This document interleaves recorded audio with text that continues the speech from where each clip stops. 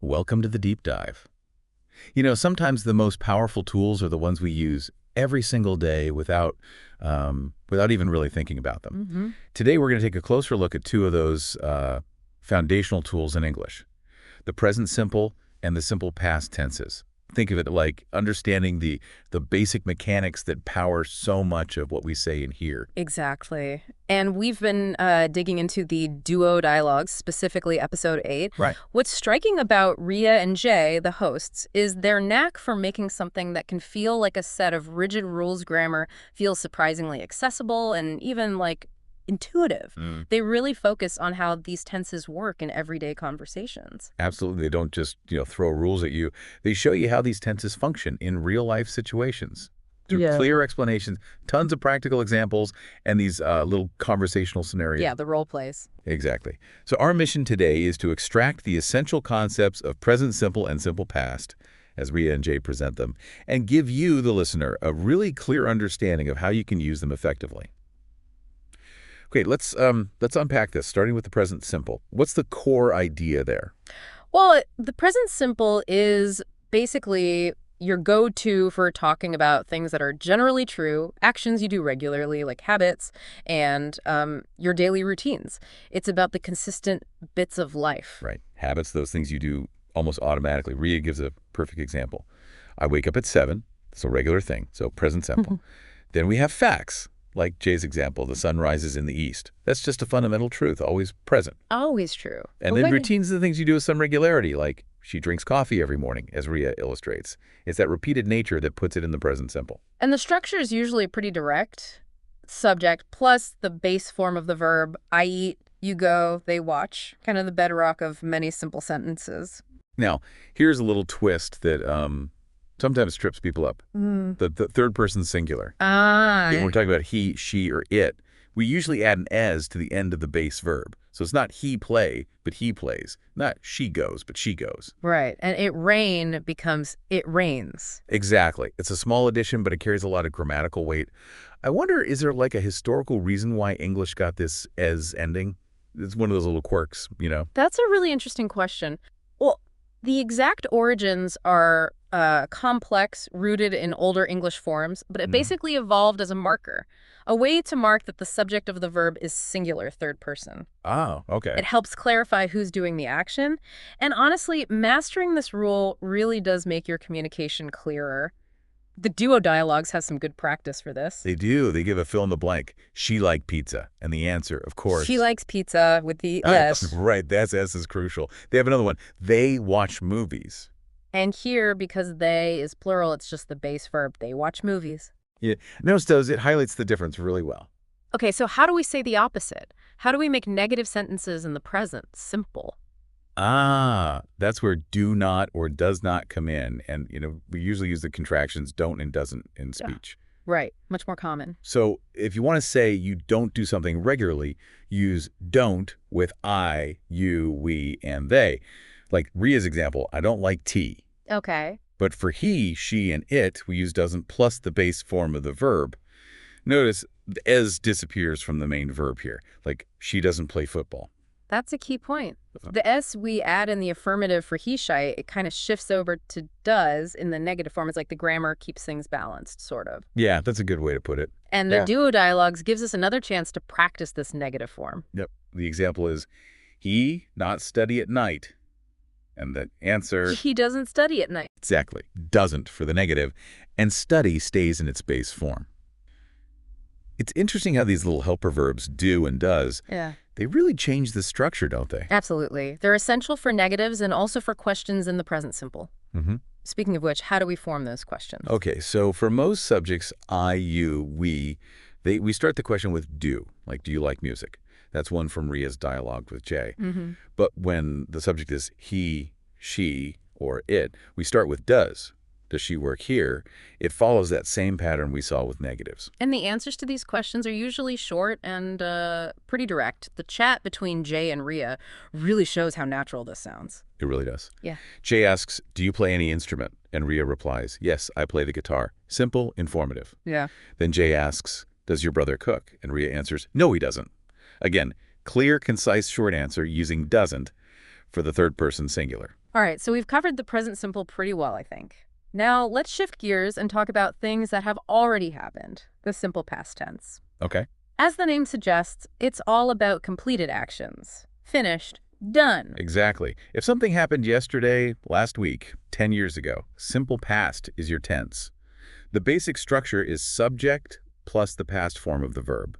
So instead of I watch, it becomes I watched. Like I watched a movie last night, which is similar to one of Jay's examples. Right, and forming that past tense, well, that's where it gets a little trickier sometimes. For regular verbs, the general rule is just add ed to the ghost form.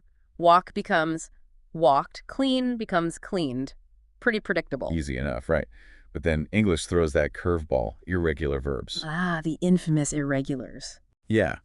These don't follow the ed rule, and their past forms are often quite different and, let's be honest, sometimes a bit random feeling. Ria gives some key examples. Go becomes went. Eat becomes ate. Take becomes took. It almost feels like learning a whole new word sometimes. Are there, like, any tricks for remembering them? That's such a common challenge. Unfortunately, with irregular verbs, a lot of it really does come down to memorization, just exposure and practice. Yeah, I hear. But, sometimes you might notice little patterns, and using flashcards or just practicing conjugation can definitely help. The more you see and use them in context, the more they'll stick. And the duo dialogues provide some good examples in action. Absolutely. They give us sentences to complete in the past tense. I play football. That becomes... I played football, regular ed ending. Right. Then she go to the market. Becomes she went to the market. Classic irregular. Yep. And finally, they eat pizza. Changes to they ate pizza, another really common irregular verb. So seeing them used helps. Now, how do we say these past actions didn't happen? How do we do negatives in the simple past? Okay, for past tense negatives, we use did not, or more commonly, the contraction didn't, followed by the base form of the verb. Ah, notice the pattern again. Just like with doesn't in the present, when we use the helper verb did for the past negative, the main verb goes back to its base form. Exactly. So I went becomes I did not go, or I didn't go. She ate becomes she didn't eat. And they studied becomes they didn't study. That's a really important point. The did carries the past tense meaning in the negative, so the main verb stays simple. And the duo dialogues gives us practice for this, too. They do. They ask us to complete. He not take the bus. And the answer is... He did not take the bus, or he didn't take the bus. Right. Didn't signals past negative, and take is the base form. It simplifies things in a way, doesn't it? Once you have did not, the verb itself is straightforward. It does. Okay, and what about asking questions about the past? How do we form those? To ask questions in the simple past, we usually start with did, then the subject, then the base form of the verb. Again, base form. So, did you watch the movie? Or did she come yesterday? Right. Did does the heavy lifting for the past tense there. And the short answers usually involve did or didn't, right? The role play between Jay and Ria helps with this. Exactly. Jay asks, did you eat breakfast? And Ria gives that simple, yes, I did. Then Jay asks, did he call you? And Ria responds, no, he didn't. These short answers are so common, so efficient in conversation. Yeah, definitely. Now, just to, really check our understanding, the duo dialogues includes a neat little mix and match exercise, distinguishing present and past. Yes, it's a fantastic quick review. They give a sentence, you identify the tense. First one, I cooked dinner. That's present simple, routine action. Right.